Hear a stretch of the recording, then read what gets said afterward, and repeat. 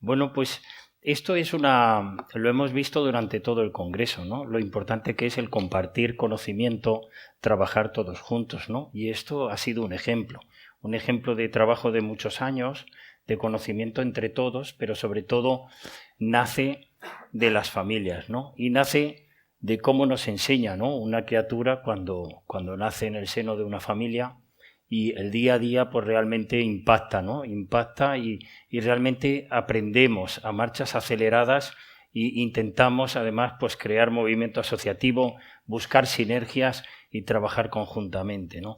Y realmente las experiencias de las familias nos dicen muchas cosas, ¿no? Entre ellas de que tenemos que viajar para conseguir un diagnóstico, tenemos que conocer a diferentes expertos por diferentes sitios, saber que aquel experto que esté donde esté, a mí me interesa que pueda conocer de primera mano la situación de mi hijo y poder darme alguna respuesta que muchas veces no encontramos y menos mal que en los años ha ido mejorando. Hemos visto aquí también que queda mucho por hacer, ¿no? Y realmente que esas familias padecen pues de forma crónica grandes dificultades relacionadas todas con la enfermedad, agravadas por la escasez pues de muchos dispositivos para poder acompañar y manejar la enfermedad, ¿no? Todo esto se ha recogido desde FEDER, ¿no? De la cual participo y del programa SIO, ¿no? Servicio de Información y Orientación. Y realmente que durante años, y aparte de atender pues a Sofía en este caso cada día, pues también he ido recogiendo ideas y recogiendo conocimiento de todos vosotros. Pensar que la Casa de Sofía es vuestra, es de todos vosotros que me han acompañado en el tiempo y que realmente he podido ver qué necesidades tenemos. En el 2010 empecé a recoger ideas, en el 2014 tuve la oportunidad de poder ver la viabilidad de crear un centro para la atención en enfermedades raras y su conocimiento, que no se llamaba así, la Casa de Sofía, sino que era un centro interdisciplinar para el manejo de las enfermedades raras y fue en Igualada, donde donde empecé allí, y realmente también en 2017 la posibilidad de construirlo dentro de un campus universitario en la Universidad Autónoma de Barcelona, la número 1 en publicación de enfermedades raras, ¿no? Es muy importante también poder crear un centro dentro de una universidad y poder volcar el conocimiento, ¿no? Y finalmente, por temas políticos, ideales, etcétera, pues esas ideas donde el paciente en primer lugar pone la idea, pues es muy costoso, muy difícil, ¿no? Y finalmente tuve la oportunidad, que ahora les explico, que tras varias reuniones con asociaciones, fundaciones, pacientes, entre ellas FEDER también, buscar la oportunidad de avanzar, y fue el Hospital Sant Joan de Déu de Barcelona, que además es donde falleció Sofía y donde se ha tirado todo el trabajo, ¿no? con esta enfermedad, y realmente pues el gerente y su hospital decidió que era algo muy interesante a tener en cuenta. Pero es verdad que lo que buscamos es dar una respuesta a la cronicidad en este tipo de enfermedades, con situaciones complejas, crónicas, paliativas, y este tipo de enfermedades nos damos cuenta, ya lo hemos dicho, ¿no? que anteriormente, que son 7.000 procesos diferentes con un porcentaje importante del 8%, ¿no? Y la atención de estos pacientes pues tiene realmente muchas carencias sociosanitarias, ¿vale? Necesita también una especialización en caso de la dependencia de muchas tecnologías y, cómo no, la capacitación y conocimiento de las familias y los familiares, ¿no? en su conjunto. Y realmente pues se pone de manifiesto la creación de crear un centro con dos puntos importantes: la atención intermedia y también la escuela de salud. Esto es algo que realmente es importante. Y es un centro pionero en este país, en España, y también en Europa. No conocemos algo igual de la especificación que ahora les explico, ¿no?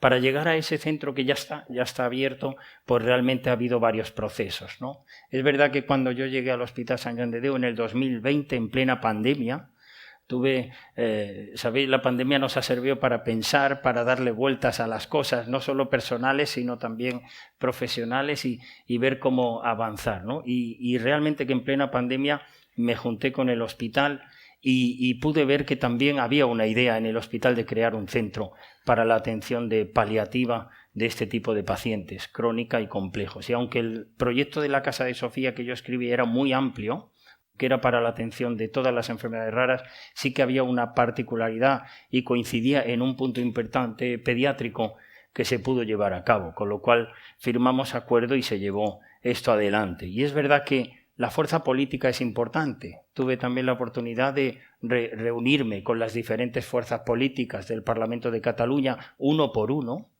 y les gustó tanto la idea que realmente se aprobó una propuesta de resolución en el Parlamento, con lo cual el Gobierno insta a que es una cosa necesaria a crear y llevarla adelante. Fijaros la combinación de compañía en el proyecto para poder llevarlo a cabo, ¿no? Y luego la presentación a fondos europeos de innovación, ¿no? Que esto es muy importante. Y tuvo en el octubre del 2020 una reunión con el Gobierno de Cataluña para poder ya crear el trabajo, ¿vale? Y poder empezar a ver esto, ¿no?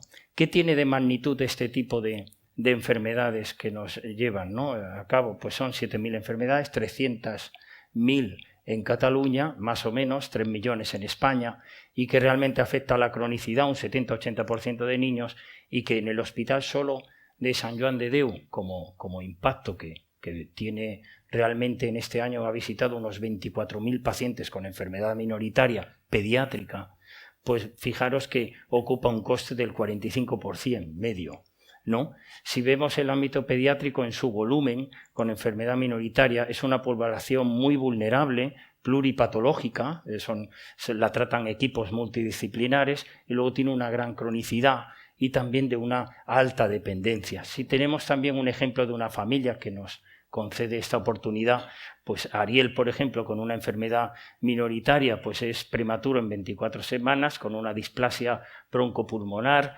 necesita respirador domiciliario, el paciente pues precisa también un portacat, gastroctomía y también a los 2 años de vida se le retira todo, ¿no? Esto que repercute en la carga familiar, que es tan importante.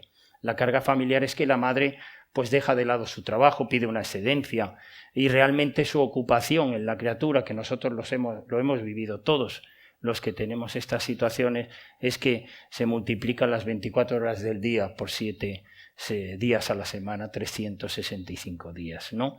Y realmente cuando ingresa este chico Ariel en la unidad del hospital, pues realmente el padre tiene que hacer algún relevo, pues perdiendo oportunidades a veces, ¿no?, de promoción. El hermano en la familia también pues se ve involucrado en que no es tan atendido pues como un niño normal, porque está atendiendo la familia otras cuestiones, ¿no?, más prioritarias, ¿no?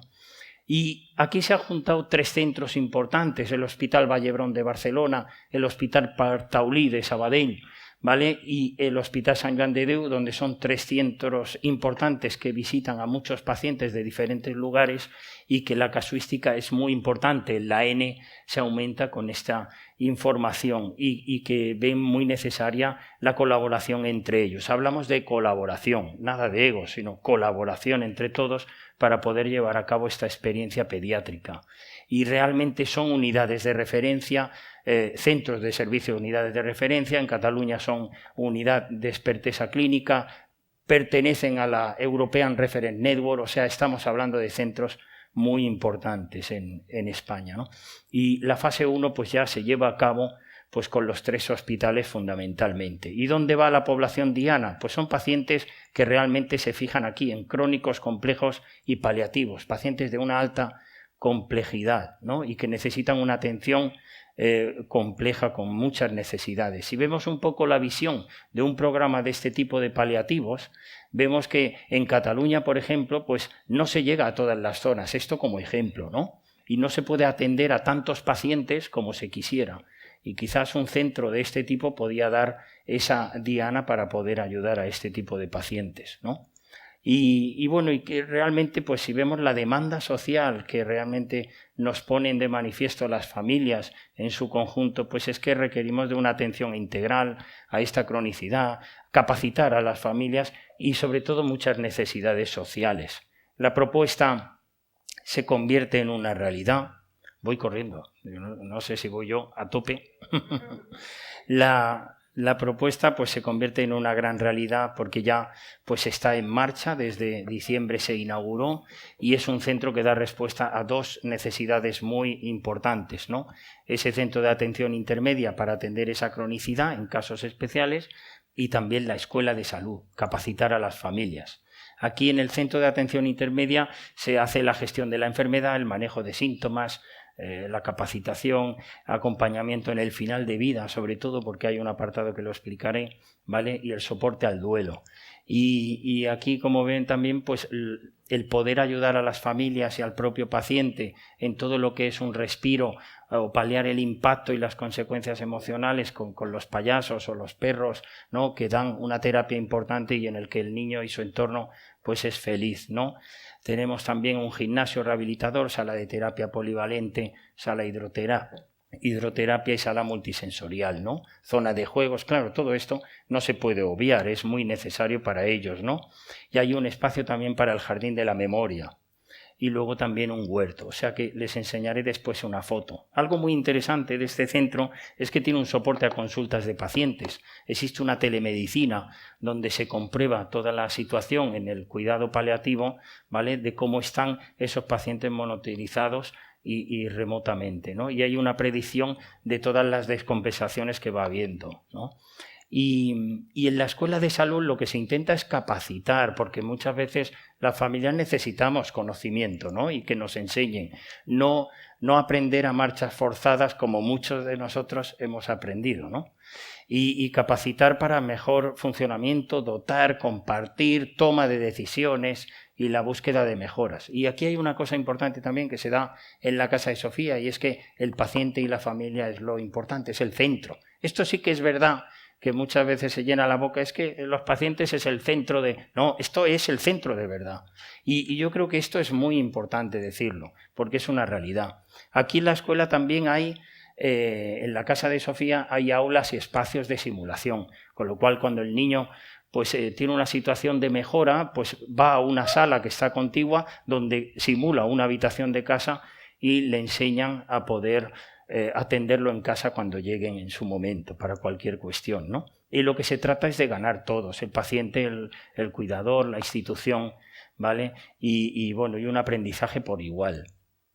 Y como veis aquí, pues la Casa de Sofía orbita en una órbita tan importante donde todos estos cuidados se llevan a cabo, ¿no? En la terapia multisensorial, talleres, respiro, etcétera, ¿no? Hidroterapia, o sea que son cosas tan necesarias en las 24 horas de este tipo de pacientes que es importante. Hemos aprendido de muchas experiencias que se han llevado a cabo, una de ellas es Casa Dos Marcos, que yo también tomé parte en su momento y que realmente tiene un buen funcionamiento. Hay otros centros que se están intentando, se han abierto ya con otro enfoque, ¿no? No es este mismo de la Casa de Sofía, pero que realmente está dando una buena respuesta a la cuestión que tenemos con las enfermedades raras, a poder atenderlas mejor.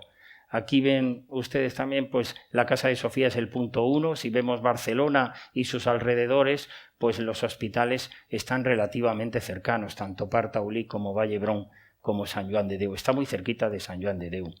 Y la primera fase, como decía, que está finalizada y completada. Esperemos tener recursos para completar todo hasta 50 camas. Ahora hay 15 y está full, está a tope. Hay mucha demanda y lo importante es que funcione bien el centro, que todas las familias que acuden están contentas dentro de la dificultad de un tipo de enfermedad como estas y de situación delicada, pero que realmente están contentos por el lugar, ¿no? Y aquí ven distribuidas las salas. Se ha ocupado, lo bueno también es que era un centro sociosanitario bastante nuevo y se ha ido vaciando para poder ubicar la Casa de Sofía. No ha habido una construcción, con lo cual lleva un coste elevadísimo y se aprovechan espacios pues que realmente a lo mejor no tienen la utilidad que se quisiera. Esto ha sido algo también importante de compartir. Hay un espacio, mejorémoslo y se puede abrir, con lo cual facilitamos que se haga todo rápido. Aquí tienen algunos espacios ya. Hay una dedicatoria a Sofía en la primera, a la Sofía y al movimiento asociativo. Y yo siempre digo que la Casa de Sofía pues es un lugar de paz, de mucha tranquilidad y que son son estrellas que brillan, ¿no? En el cielo. Nosotros pensamos que todos los que no están, ¿no? Sea Miguel o sea todo aquel paciente, ¿no?, que se ha marchado, Dani, Lucía, etcétera, todos pues realmente están aquí reflejados en el esfuerzo y el trabajo de todos, y ahora pues puede ser una realidad, y acompañar a todos esos pacientes para que un día pues tengan una vida mejor, ¿no? Y bueno, y lo que comento es que el pensamiento de las familias que conviven y han convivido con estas situaciones ¿no?, ven las cosas de otra manera. Nosotros las vemos de otra manera, ¿no? Y conseguimos energía de todo lo que ocurre, y se vive también, después de tantas adversidades y tantas complicaciones, pues seguimos adelante, ¿no? Y su luz pues proyecta a los demás con muchísima fuerza. O sea, debemos poner en práctica cosas como esta y poder trabajar todos juntos para que un día exista una buena realidad como es la Casa de Sofía, que es la casa de todos ustedes. Están invitados a verla cuando quieran, y yo encantado de poder estar aquí y explicarles. Gracias. Buenas tardes. Todavía emocionada, Jordi. Pues eso, enhorabuena por ese magnífico proyecto. Solo lo puede llevar a cabo alguien, pues eso, que le toca tan de dentro, y tener la generosidad de ofrecérselo a los demás. Así que enhorabuena. Bien, gracias a toda la mesa por ponencias tan interesantes. Y quería, en concreto para el doctor Errando, sobre las anestesias. Y es que le quería comentar, se lo expongo, y si no es una cosa general, pues después, si quiere, pues lo hablamos o me indica. Se trata, doctor, de las porfirias agudas, que sí que tienen una implicación directamente con las anestesias, supuesto que entre los factores precipitantes de una crisis, que es una situación siempre bastante importante, vamos a decirlo así, o grave, pues está dentro de esto están fármacos, es decir, medicamentos y anestesias, tanto locales como generales. Lo que pasa que es mucho más importante la derivación de la general. Nosotros, me ha resultado muy interesante el asunto de la tarjeta que decía. El problema que tenemos en este sistema de salud es que primero está el desconocimiento, lógicamente, desconocimiento o la falta de conocimiento adecuado sobre nuestras patologías. Y claro, ha hablado de situaciones, ¿no?, de emergencia que puede suceder ahí, pues claro, siempre desde la asociación estamos muy preocupados de esto, porque es lo que nos trasladan también los demás pacientes, y sobre qué hacer, porque dicen siempre los expertos, lleven un listado de fármacos actualizado para que en cualquier momento usted presente. En principio es perfecto, pero ¿qué ocurre? Siempre se dan las situaciones en que el profesional acepta aquello y dice, lo da por bueno y mira que el listado lo tiene en cuenta, etcétera, etcétera. El listado es siempre el que debe ser, es decir, lo mismo un médico da un listado. Estamos tratando desde la asociación de unificar al menos esto. Hemos ido a la Comisión de Sanidad del Congreso. ¿Qué ocurre? Que cuando parece que se comprometen, se cambia el gobierno y ya se acabó, o vuelta a empezar, que eso es una cosa que sufrimos todos. No llegamos, porque queríamos y hemos propuesto una identificación española, que si es europea, perfecto, mucho mejor, pero una identificación que fuera general, lo he explicado otras veces y no me quiero repetir, pero que fuera general para que todo el sistema al menos conociera, reconociera el dispositivo, el que sea esto o sea otro dispositivo, y que la especificidad esté en el otro lado, por ejemplo, en el reverso, donde diga, pues, tengo esto, miren el listado tal y pum, ¿sabes? Pero no hay forma de unificar. Entonces, esto queda al arbitrio de la buena voluntad, de si el profesional sabe algo o no, de si quiere tener o quiere dar por bueno aquello, etcétera. Entonces, pues en esa situación estamos años y años, porque me repito de esta mañana, ¿no? Que se da el tiempo. Entonces, eso que usted ha propuesto me parece muy bien. Y fíjense hasta que podía valer que una red europea, que también se ha hablado aquí en el Congreso, ¿no? De las redes europeas, hablaron ayer. Entonces, una red europea que existe de porfiria, que por cierto fue de las primeras, y tiene tienen la obligación, y lo hacen, de mantener un listado actualizado, y se va vertiendo de todos los centros que tienen experiencia en Europa, y de ahí podía ser válida ese listado de fármacos, ¿no? Anestesia y medicamentos. Sin embargo, Pero, ¿tiene alguna pregunta? O lo digo por el tema de extensión, para darle oportunidad. No me he dado cuenta. Para darle oportunidad a Discúlpenme, la pregunta es, bueno, por eso le he dicho que si puede contestarme o después, me da igual.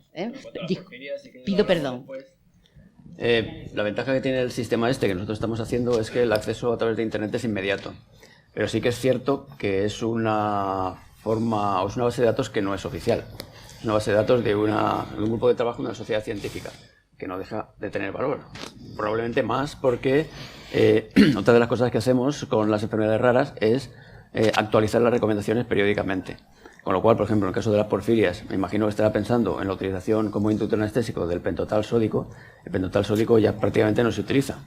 Entonces, aún así, en las recomendaciones, no me las sé todas de memoria, ni mucho menos, claro, porque son 200. Ya tengo bastante con lo del día a día. Está tanto los fármacos que se utilizan actualmente como los que se utilizaron en su momento y las contraindicaciones. Con lo cual, incluso para el profesional que no conoce directamente si el paciente le lleva una tarjeta de este tipo, le permite el acceso muy rápido a toda la información.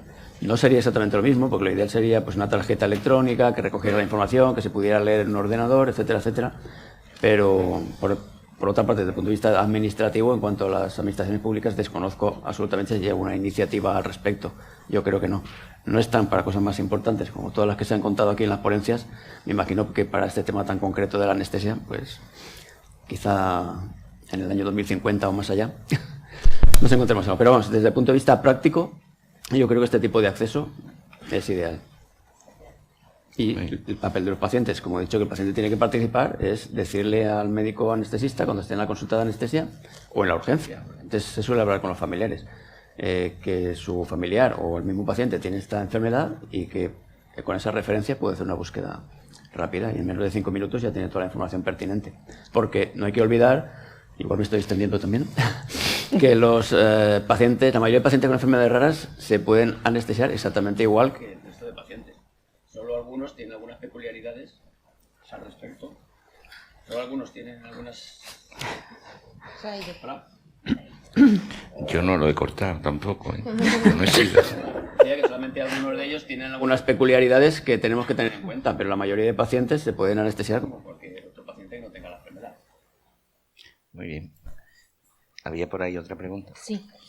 Bueno, era para dos ponentes. En primer lugar, para Jordi, darle mi enhorabuena y todo mi cariño por esta magnífica inauguración y que ojalá funcione y puedan conseguir todos los recursos para seguir adelante. Y hacer mención a que creo que ha puesto en una de su proyección que el 45% del coste sanitario del Joan de Déu era de estas enfermedades raras pediátricas en niños. Sí. Bueno, por fin alguien ha traído un dato al que yo hacía referencia cuando se hablaba de los costes y se insiste, y es real, evidentemente, sobre los medicamentos, pero bueno, hay que tener en cuenta esos costes que son reales y son costes sanitarios inmediatos. Sí, se lo agradezco que traiga una información tan rica en ese sentido también. Sí, hay que entender que, hay mucho desconocimiento en general y cuando uno lleva pues a cabo algún tipo de proyecto necesitas saber con qué te basas, ¿no? Los costes son necesarios para poder evaluar, ¿no?, el impacto que puede tener algo y en este caso hay que saber muy bien a qué nos referimos. Hay mucho gasto innecesario en general. Y una de las cosas importantes es el peregrinaje que tenemos. O sea, nadie se ha puesto a saber con una enfermedad qué coste tiene el que una familia va de un lado para otro y lo que paga. y lo que paga, ¿no? O sea, hay muchísimos costes por determinar que realmente hay un impacto importante, y si el conocimiento lo aunáramos y estuviera en un lugar, si el diagnóstico estuviera en un lugar, si en algún sitio nos dirigiéramos para tener una respuesta, seguro que acabaríamos antes y el coste sería mucho más barato, ¿no? Y esto el sistema debería entenderlo así, ¿no? En ello estamos, ¿no? Pero es así. Y la otra pregunta era para Carlos Luis. En el caso de pacientes que tienen sospecha de un diagnóstico, a la hora de cualquier intervención se aplica como si realmente ese diagnóstico existiera a la hora de trabajar los anestesistas. Es una forma de prevenir las posibles reacciones adversas. Si un paciente tiene una sospecha de diagnóstico, de un diagnóstico determinado de una enfermedad o está en proceso de estudio, nosotros lo vamos a tratar como si efectivamente tuviera la enfermedad. Sobre todo porque nuestros procedimientos requieren de inmediatez. Entonces no podemos esperar a que esté diagnosticado. Si tiene que operar de cualquier cosa, un cáncer de colon, cualquier otro tipo de problema, lo que no podemos esperar 4 años a que tenga un diagnóstico.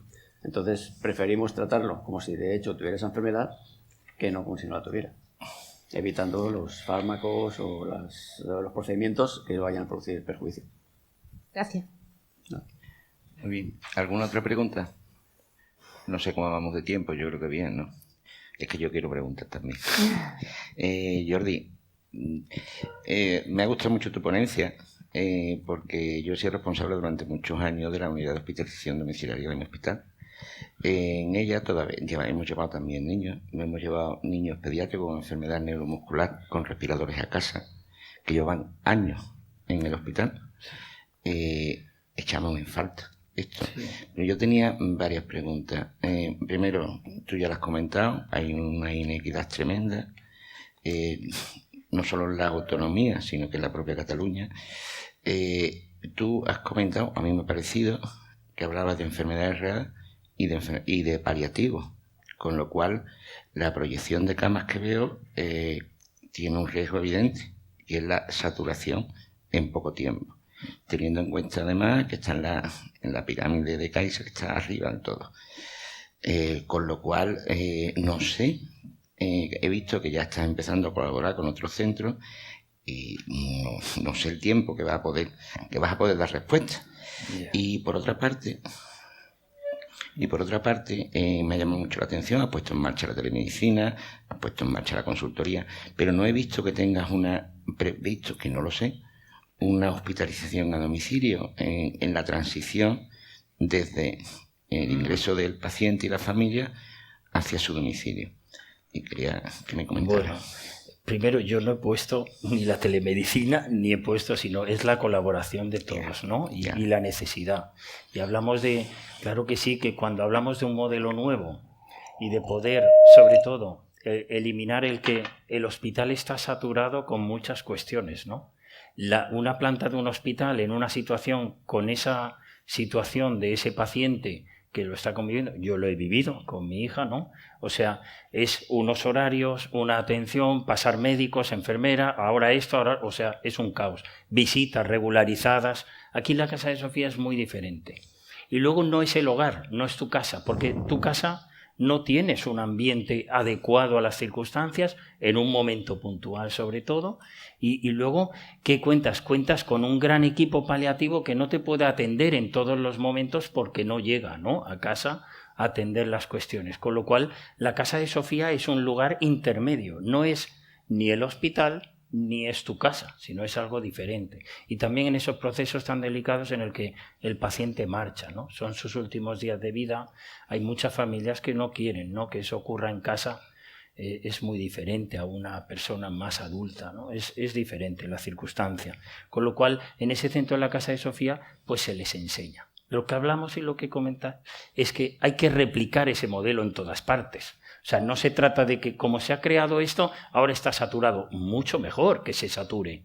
Hay una necesidad imperiosa importante en el que hay que copiar ese modelo, o mejor, que estoy seguro que mucho mejor, y se haga en todas las comunidades o ciudades más representativas donde el número de la casuística en enfermedad rara es tan importante y sobre todo en alta complejidad, con pacientes muy complejos. Yo creo que las familias lo necesitan, es un respiro importante para ellas y tener una atención adecuada en ese momento tan importante de la vida. Muy bien. Yo voy a seguir.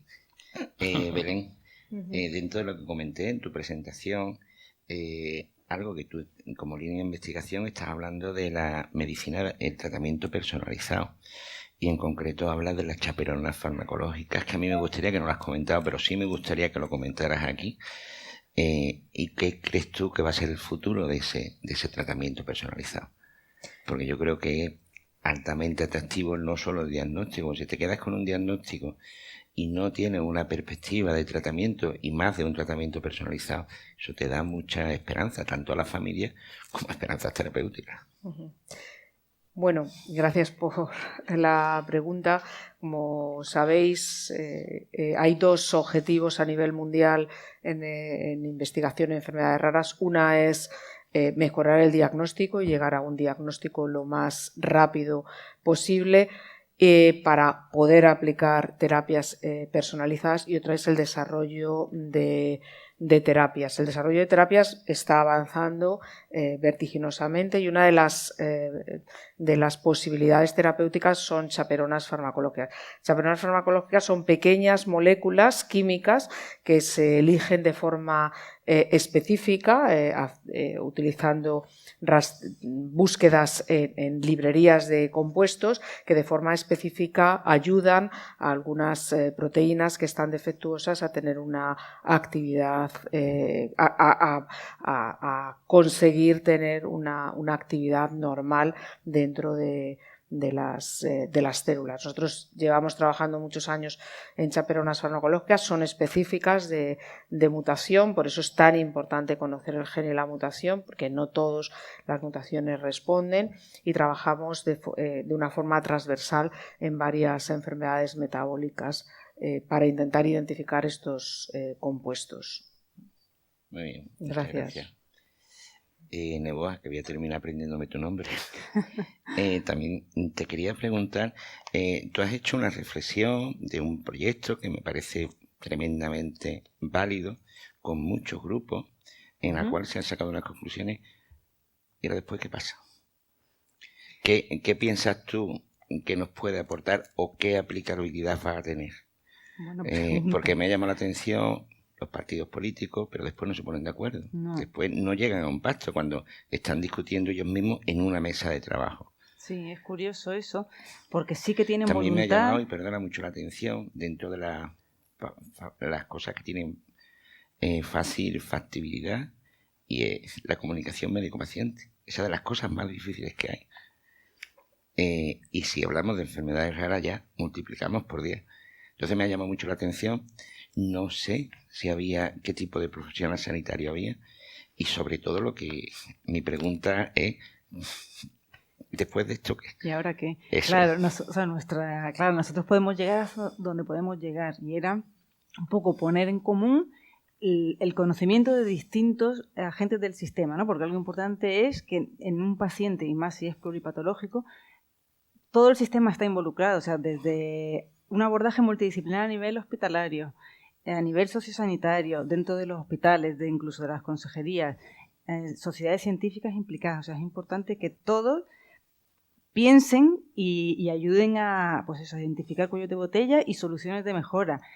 Es verdad que algunas soluciones, algunas medidas de acción eran como muy generales. ¿Y luego qué? Pues buena pregunta. Eso, el último punto, ¿no? O sea, hace falta voluntad. No es suficiente con que digan sí, queremos mejorar, sino que tienen que remangarse, ponerse de acuerdo y coordinarse, que alguien tome el liderazgo.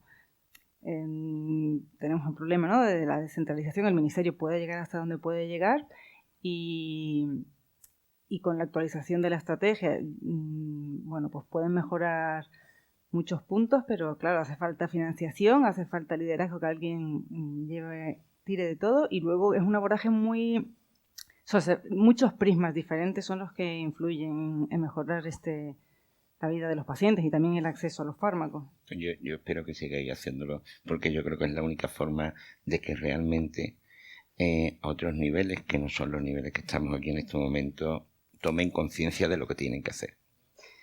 Desde luego, voluntad, vocación sí que tienen, porque de hecho enseguida estaban encantados de participar y agradecían poder escuchar otras voces. Muchos estamos en nuestro día a día pues escuchando a nuestros iguales, pero viene bien abrir y escuchar otras perspectivas, escuchar de primera mano al paciente y a los clínicos y las sociedades, incluso a nivel de gestión, y lo agradecen. Muy bien. Yo no me resisto, yo sé que ha sido el más consultado en la mesa, pero yo no me resisto a hacerte alguna pregunta. Un médico lo que más nos afecta cuando tenemos un paciente delante es no saber el diagnóstico, sobre todo si tienes que tomar alguna medida terapéutica, y no saber la forma de actuar. Independientemente de la casuística que la has presentado ahí, al que le toca es un 100%. Y en ese momento. Entonces, mi pregunta va un poco en lo que la primera pregunta. Ante un cuadro agudo, normalmente, ¿cómo actuáis? ¿De forma sindrómica? Me refiero al tipo de patología que presenta el paciente. ¿O hay alguna? Porque recomendaciones he visto que la base de datos, magnífica, y si necesitas revisión por pares, después hablamos, te puedo comentar algo. Pero estamos hablando de 200 patologías frente a 7.000. Claro, de ahí la necesidad de tener esa base de datos. Porque la proporción de pacientes de enfermedades raras que le toca a un anestesiólogo en toda su carrera profesional, ya has visto cuál es. Sí. Y además, yo recuerdo, por ejemplo, que anestesié a un paciente con Duchenne, un paciente con síndrome de Becker, un paciente con síndrome de Angelman, pero uno de cada. Claro. Entonces es imposible, aunque sepas cómo tratar a ese paciente en concreto, porque puedes haber leído las referencias o la ficha en concreto, aún así hay cierto margen de duda tratando a un paciente. Pero lo que sí que es cierto es que lo que ponen las fichas no es la fuente, no es solamente un caso clínico, que es como nos hemos estado manejando hasta hace relativamente poco, consultando en Internet, consultando PubMed y sacando casos clínicos, que es lo que primero aparece y lo que más hay publicado, y ver cómo ha tratado a ese paciente y ver si ha ido bien o ha ido mal. Ahora disponemos de este archivo, que este archivo recopila, hace una revisión, no es una revisión bibliográfica como otra cualquiera, de cualquier revista científica, recopila todo lo que hay sobre esa enfermedad porque le han hecho una búsqueda unos autores que, como mínimo, estaban interesados en la enfermedad. Y probablemente también son expertos porque han tratado varios casos. Ellos son los que hacen la revisión, que luego es la que se evalúa por pares. Entonces, toda la información que se recopila es probablemente casi todo lo que he publicado hasta el momento. Con lo cual, de ahí la información que se puede sacar es mucho más efectiva. ¿Publicar? Y cuando está publicada, pues se busca en PubMed. Como No, cuando no lo tenéis. Hay enfermedades que todavía no hay nada en relación a la anestesia, supongo. Claro. Sí, nosotros hacemos la forma de actuar en ese momento. Haces una búsqueda en PubMed de esa enfermedad con anestesia y te puede salir algún artículo suelto. Pero todavía no está en la base de datos, porque la base de datos se está construyendo paulatinamente. Vale. Otra cosa es que ante un paciente en concreto no encuentres nada y entonces intentas ver en cualquier artículo, también consultado rápidamente, de fisiopatología de la enfermedad, de farmacología, ver lo que en ese paciente funciona bien como tratamiento, por ejemplo, o como mantenimiento, y los fármacos que están contraindicados, que eso sí que suele salir. Por eso, no necesariamente enfocado en la anestesia, pero... Por eso era la pero pregunta, no se da muchas porque veces, ya, pero aquí tenemos pacientes que pueden pasar por un quirófano y que pueden no estar en eso. Entonces, claro, yo quería que lo aclararas para que ellos supieran que no es llegar a un quirófano y como no hay nada en esta base de datos, en PubMed, pues están un poco desamparados. Eso quería que lo aclararas. No, el anestesiólogo, de hecho, otra cosa no, pero de farmacología y de fisiopatología es de lo único que puede que sepamos. Entonces, eso nos puede dar, también era un poco por generalizar, nos puede dar mucha información que de manera directa no podemos obtener, pero de manera indirecta sí que podemos saber pues, cómo funciona el hígado en ese paciente, cómo funciona la vía excretora, los riñones, cómo funciona el sistema nervioso central, si tiene alguna alteración neurológica, si tiene más propensión a desencadenar convulsiones o no. Entonces, todo eso, aunque no sabiendo cómo va a responder, sí que nos hace seleccionar unos fármacos u otros o unas técnicas u otras. No solamente estamos hablando de fármacos. Muy bien. ¿Alguna pregunta?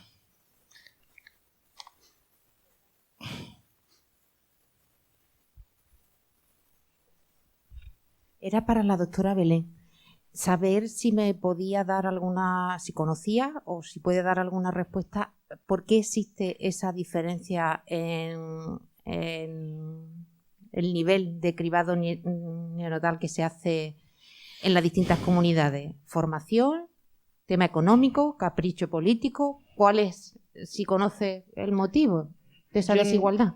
Yo no conozco el motivo por el cual hay una desigualdad en cuanto a dónde nace un niño, qué patologías informan y cuáles no informan, ¿vale? Desconozco porque en Galicia se llega al extremo y en Cataluña están implementando pues análisis de SMN, de atrofia muscular espinal, y en Navarra pues hay patologías que no se informan, ¿vale? No es que no se escriben, porque se ve. Lo desconozco. O prefiero. Sí, te lo puedo explicar. El programa del cribado neonatal, como ha dicho Belén, es un programa de salud pública. Y los programas de salud pública se tienen en cuenta cosas que nos han mencionado porque hay una presentación más rápida, que son falsos positivos y falsos negativos que se generan. Todo eso genera un valor añadido que se evalúa con un coste-efectividad, y eso requiere un análisis. Cuando las comunidades autónomas como Galicia decidieron implantar 40 porque otros países lo habían hecho para su territorio, pasando por ese filtro como hace NICE en el Reino Unido, como hace la FDA en Estados Unidos, Galicia lo hizo porque quiso, porque tenía la tecnología y lo implantó, pero no lo había evaluado. Y cuando se le pidió que ayudara a evaluar a los equipos de tecnologías sanitarias que sabían este tema, no aportó los datos y tardó en proporcionar los datos. Ahora lo que llevan desde hace mucho tiempo es el Ministerio de Sanidad encarga, y por eso llevan el ritmo ese que llevan, a un grupo experto en tecnologías sanitarias que evalúe el coste-efectividad del cribado ampliado, pero poco a poco, no todas a la vez, sino poco a poco, y por eso llevan el ritmo que llevan. Porque luego la implantación, como antes se comentaba, al que tiene el presupuesto, que es el de la comunidad autónoma, es el que tiene que pagar el cribado ampliado, y es donde vienen las dificultades. Una cosa es la implantación, una cosa es la bondad de la tecnología y otra cosa es que la tecnología sea coste efectiva para poderla implantar en un contexto concreto con recursos. Y esa es la dificultad, ¿no? Lo que pasa es que a veces estamos siempre enfrentando lo que es la bondad de la tecnología o las posibilidades de la tecnología con las posibilidades del sistema en una ciudad concreta, en una comunidad concreta y en una particularidad concreta. Y eso es lo que se tiene que evaluar desde el punto de vista coste-efectividad, y ese es el sistema que lleva. Ni el apoyo ni lo defiendo, te lo estoy contando simplemente. Eso es lo que está haciendo el Ministerio de Sanidad con expertos en tecnologías sanitarias, que son los que dan los informes, y cuando los informes son positivos, el Ministerio dice, oiga, comunidades autónomas, esto hay que hacerlo. Y entonces es obligado cumplimiento. En vez de decir, ala, todas para adentro, porque la tecnología no lo permite. Bueno, la tecnología permite muchas cosas, pero luego hay que contar qué hacemos con los falsos negativos. ¿De qué son el riesgo? ¿De la tecnología o del gerente? ¿De quién son los riesgos de los falsos positivos? ¿Qué implicación tienen los falsos positivos? Porque los hay. ¿Qué implicación tiene el no poder dar un diagnóstico inmediato con todas esas variantes que no sabemos si son patogénicas o no son patogénicas? ¿Cómo controlamos todo ese tema? Es un tema muy delicado, no es tan fácil. No es diagnóstico, es cribado, que es otra cosa. Yo he hablado de la armonización del cribado actual. Por supuesto, no he hablado de la armonización del cribado genético porque no está implementado. He hablado de la armonización del cribado actual. Sí. Discrepo en algunas de las cuestiones porque además participo en el Ministerio de Sanidad, porque hay patologías que coste-efectividad, y puedo poner nombres y apellidos, y bueno, hay incluso algunos pacientes que a lo mejor están aquí, como es la aciduria metilmalónica, ¿vale? O te podría poner más casos. No quiere decir que el Ministerio de Sanidad no lleve una política correcta, ¿vale? Yo estoy además muy involucrada, pero no es cierto que no haya en determinadas patologías muchos falsos positivos o muchos falsos negativos, sobre todo falsos negativos, que es lo más preocupante. Más preocupante para una persona que hace cribado es los falsos negativos. Por supuesto, los falsos positivos tienen una implicación socio-familiar muy importante que nosotros conocemos, pero los falsos negativos te caen como una losa. Y en muchas patologías que se informan en muchas comunidades autónomas que no se informan en otras y que no tienen esa proporción de falsos negativos. O sea que... No mezclen la actividad que ya está implementada con la actividad que se tiene que implementar. Sí, por eso. El cribado genético es completamente diferente. Muy bien. Pues yo quiero agradeceros vuestra amable participación en la mesa y sobre todo la claridad con lo que habéis expuesto y por lo que yo creo que habéis aportado y a mí personalmente me habéis enriquecido en esta mesa. Y gracias a los organizadores por haber presentado esta mesa. Muchas gracias a todos.